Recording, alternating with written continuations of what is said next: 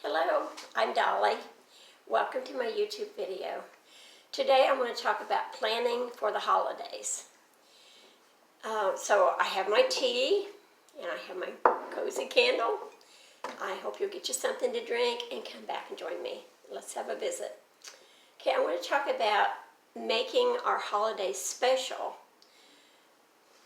In this pandemic that we're having, I know it's going to be a lot different for a lot of you, as it will be for myself and my husband, well, for all of our family, because usually I have a Christmas party at my house, Christmas Eve, and I have my, different members of my family there, and we have a house full. Have a really good time. We play games and open gifts and eat, of course. And before that, we go to church on Christmas Eve. So this is going to be different this year. I'm not having any of that this year. It's just going to be my husband and I. And some of you, I'm sure, will be the same way, just you and your spouse, or maybe you'll even be by yourself, or with just you and your children that live with you. So I don't think, though, that we should just skip the whole thing and go, not do anything. Because we can still try to make it as special as we can. We can play Christmas music. We can watch Christmas movies on TV. And if you have children there with you, or even a spouse, you can play some games. You can play, kids like video games. Maybe they'll even get one for Christmas. I don't know what you have planned for them. But anyway, they can play video games. You can play board games. You can play card games. You can just still have a fun time. And be sure to have your favorite foods. I know if with just a small family, or even just yourself, you may not want to have a big dinner, of course. But fix at least one or two favorite foods. Ask your children if they live with you, what's your favorite food this year? And maybe they'll tell you, instead of you just fixing what you think would be special. If you're by yourself, of course, you know your favorite foods. But make it special for everybody. And, just really enjoy your Christmas. Even though it's small, you can still enjoy it.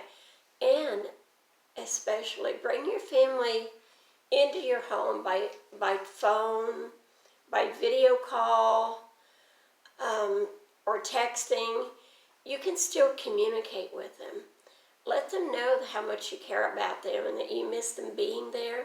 But today with video calls and things, it's so much easier. We can actually see them and they can see us. So while we're sitting there eating our favorite foods and they're at their home eating their favorite foods or unwrapping presents, you can watch them. You can just really enjoy them and they can enjoy seeing you. So let's talk about now gift buying. First of all, I'll talk about Christmas cards. If you haven't already bought Christmas cards, you might want to get those and get them started. It would save you some time. You've got time, sit there. If you do them early, put little notes in with them, or maybe you want to write a newsletter and copy it off. But if you do them early, you'll have time to get them all ready and ready to go in the mail the first part of December. And then let's talk about gifts. You may decide with the pandemic this year, you're just going to not do gift exchanges, and that's okay, but you need to talk to the people and find out if they're all in agreement upon that, or if you're going to do gift exchanging.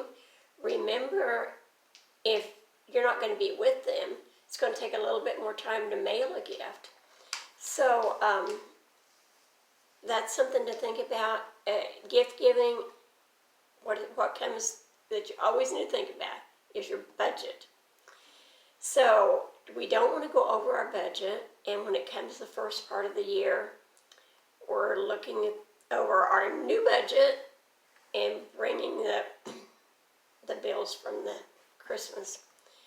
We'd like to, not bring a bunch of bills that you're paying interest on into the new year. Okay, one way to help with a budget is to make a list. First of all, figure out how much you have to spend, and then figure out who all you're going to spend for. Take a piece of paper or on your tablet or whatever you want to use. List everyone's name and about how much you can spend on them or want to spend on them. And then after you get their gift, write down what you got and how much you spent. If it was something on sale and you think, oh, I got a really good deal on this, then write down what it would have cost and how much money you saved. That always makes you feel good when you look back at that. Okay, and then this is something you can look back at later to know if you actually stayed within your budget or how you can plan for next year. Did you not plan a big enough budget, or did you go over or under it, and that helps you for your next planning. Okay, now let's talk about gifts. I remember not long ago on a video, a lady was talking about the same thing. So this is Kate. If you're watching Kate, I'm kind of relaying your videos so others will hear about your little story here. With your son, you gave them lots of gifts because you were thinking, maybe I don't have enough, maybe I don't have enough. But you could tell when he reached the point that it was enough, because he was kind of tired of opening gifts and ready to play with his toys. So she learned from that. And I think it's the same way here. A few good gifts that they really want is more important than just lots of gifts. I know I've done the same thing. I think all of us at one time or another has done that. We get the gifts and then we think, oh, maybe that's not quite enough. So we run around and try to buy things just to fill in the gaps that they really probably don't care that much about. But, we just want to feel like we're giving a lot. But that's not really what's so important. And babies. If you have a baby that's like a year and a half old or under, they don't even know what Christmas is all about. They're not anticipating gifts. They don't even know about it yet. So don't feel like you have to spend the same amount of money on them that you're spending on your older children. Because if you're spending, say, $100 on a child, or you got 4 children and you think, I got to make this equal, the baby really doesn't care. And if you give the baby, a couple little gifts that rattle and make noise or move around that they can see, that is fine. You don't have to spend the same amount of money. As they get older, you'll be spending money on them, or more money on them, I'm sure. As they grow up, they always want things that cost more. Okay, and look for sales. Get things on sale if you can at all. Because a lot of times you can get some very nice gifts, maybe worth more than what you had budgeted, just because you got a good price on it. Also, I personally, I'm going to shop online this year because of the pandemic. Each year, the last several years, I've shopped both online and in the stores, but this year is going to be online. Also, I might mention, I put all of my charges on my credit card. That gives me points.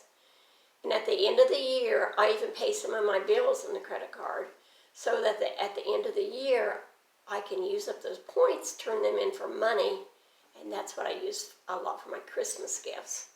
So that's something to think about. However, if you are the type of person that knows that you have trouble controlling your spending on your credit card, then don't do that. You're better off to use the envelope system or something that will work for you, because you don't want to charge more than what you can pay off that month. When I charge things, I keep a list in my budget tablet of everything that I'm spending on the charge card, so that I can just keep paying it right back off. I charge groceries and everything on it that I can, think of like that. But then I just take the money that I would have spent for that and pay right back on the credit card. And that way it gives me points. But you got to make sure you've got a credit card that does give you points, and make sure that you can control your spending. And anyway, I hope I give you some tips for a happy shopping. So may God bless you, and I'll see you in the next video.